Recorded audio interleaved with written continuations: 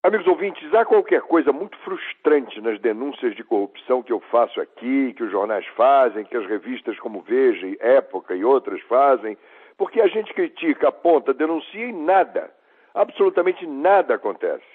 Claro que tivemos um pouco de alegria com as faxinas que a dona Dilma promoveu, mas é muito pouco, muito pouco. A revista Veja revela que no ano passado foram roubados 85 bilhões de reais nesse país. Eu achava que eram 68 bilhões em vários anos. Não, foi num só ano. A revista mostra que com essa grana toda dava para fazermos o seguinte: erradicar a miséria, custear 17 milhões de quimioterapia contra o câncer, 34 milhões de diárias em hospitais, construir 240 quilômetros de metrô, construir 36 mil quilômetros de rodovias, 1,5 milhão de casas populares, dar a cada brasileiro um prêmio, um bônus de R$450 e dava também para comprar 18 milhões de bolsas de luxo, iguais àquelas que os ladrões corruptos dão para suas amantes.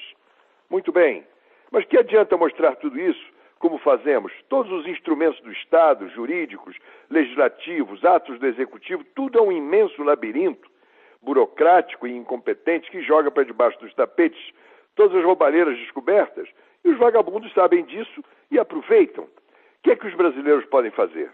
As marchas contra a corrupção são ótimas, mas abstratas, porque não levam a nenhuma solução concreta. Ao contrário, o povo está se acostumando às denúncias, quase como um assunto já meio batido. Os cidadãos precisam inventar meios de brecar isso tudo.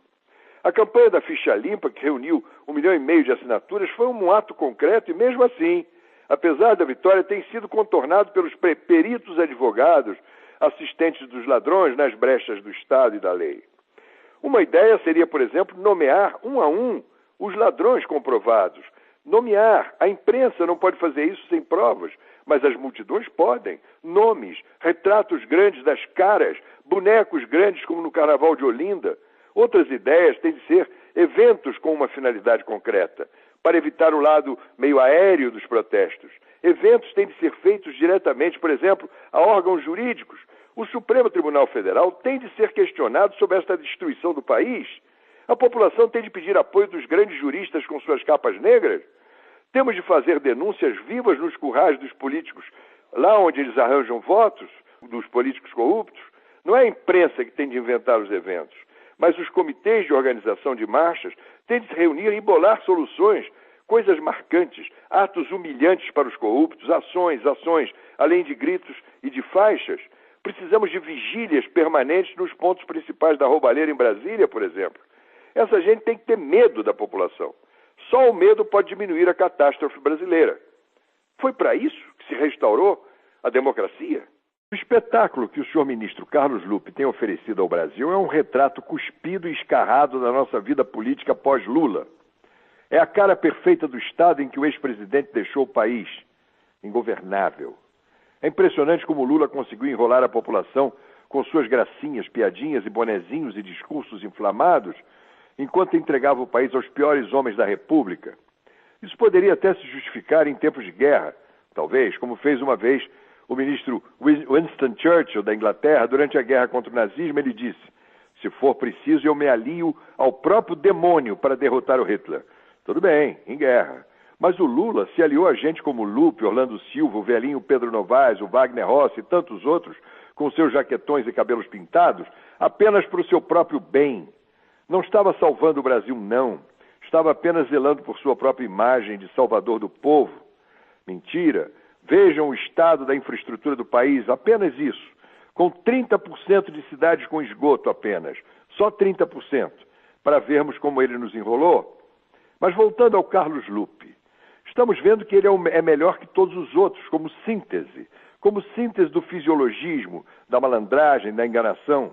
O Lupe é um espetáculo. É um péssimo ator e com sua carantonha, com sua gargalhada salivada, com sua arrogância de querer ameaçar e ganhar no grito, insultando até a presidente como se ela fosse uma menina carente. Eu te amo, Dilma. Essa frase merecia uma demissão sumária se o Lupe não fosse um filhotinho da política de alianças do Lula, protegido pelo PDT.